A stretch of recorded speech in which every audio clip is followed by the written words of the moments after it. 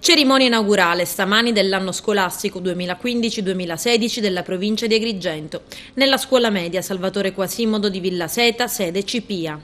Il CIPIA come istituzione scolastica nasce il 1° settembre, quindi 28 giorni appena, ma il CIPIA è anche una delle novità e poi raccoglie un po' persone che hanno problemi diversi, gente di tutta l'alfabetizzazione degli extracomunitari o gente che ha abbandonato un percorso di studi, quindi gente che vuole realizzare un sogno o vuole avere una speranza di vita. Bene, questo è importante, essere vicini a queste gente, ai problemi che ha questa gente. A scegliere il CIPIA come sede per l'inaugurazione Raffaele Zarbo, direttore dell'ufficio scolastico provinciale. Da qui partono gli auguri per tutti i ragazzi della nostra provincia, ma non c'è dubbio che è una scelta non solo strategica ma dettata dalla volontà di dare un segnale forte a dei valori che forse vanno perduti e che nel processo educativo vanno invece recuperati, quale la solidarietà, l'accoglienza, e verso questi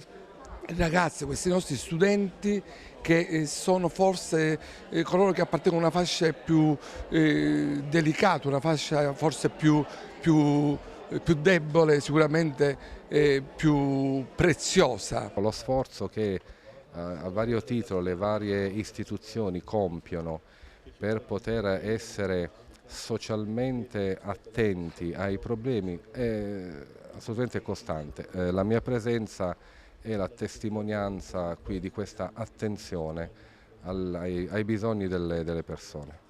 Presenti anche il sindaco di Agrigento Lillo Firetto ed il cardinale arcivescovo di Agrigento Francesco Montenegro. I nostri studenti hanno diritto di vivere in ambienti scolastici certamente migliori rispetto a quelli attuali e occorre fare uno sforzo formidabile in questa direzione. Adesso siamo partiti con l'ordinaria manutenzione fatta sin dal primo del mese di luglio e che ha riguardato l'intero patrimonio scolastico della città di Agrigento, però occorre fare molto di più. Si inaugura l'anno scolastico partendo dagli ultimi.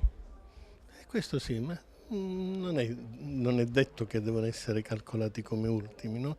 Sono dei ragazzi che in una situazione anche di grossa difficoltà locale e anche territoriale sono quelli che ci aiutano a guardare avanti nonostante tutto. Allora è bello incontrarli e dire che tifiamo per loro.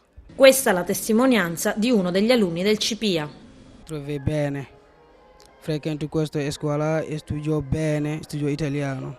Ho arrivato in Italia del 26 dicembre nel 2014. Mi trovo bene, è scappato il nostro paese, hai tanti problemi, per questo è scappato per venire a stare meglio per la mia vita.